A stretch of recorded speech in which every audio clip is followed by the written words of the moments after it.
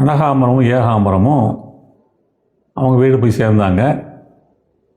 போய் சேர்ந்த பிறகு அங்கே எல்லாத்தையும் செட்டு சீர்சேனத்துக்கு சீர்சேனெல்லாம் எல்லா இடத்துலையும் எல்லாத்தையும் வைக்க வேண்டிய இடத்துல வச்சுட்டு எல்லாத்தையும் ஓரளவு செட்டில் ஆகிட்டாங்க. இப்போ கனகாம்பரம் அந்த குடும்பத்தில் ஒரு அங்கத்தினராக மாறிட்டான். அங்கே எல்லாரோட அனுசரணையாக நடந்துக்கிட்டு மாமா மாமியார்கள்லாம் அவங்களுக்கு சந்தோஷத்தோட அந்த குடும்ப பொறுப்பை அவள் ஏற்றுக்கிட்டான்.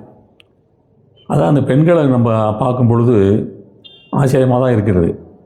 ஒரு இடத்துலேருந்து ஒரு வீட்டில் வளர்ந்து எல்லாம் இருந்து கல்யாணம் ஆனவுடனே கம்ப்ளீட்டாக அந்த மாதிரி அங்கே புருஷன் வீட்டுக்கு போனாங்க. அதுக்கு தகுந்த மாதிரி தன்னை மாற்றிக்கிறாங்க. அவள் தன்னுடைய கடமைகளை எப்படி இப்படி செய்கிறா அப்படிங்கிறத இப்போ நீங்கள் கேளுங்க.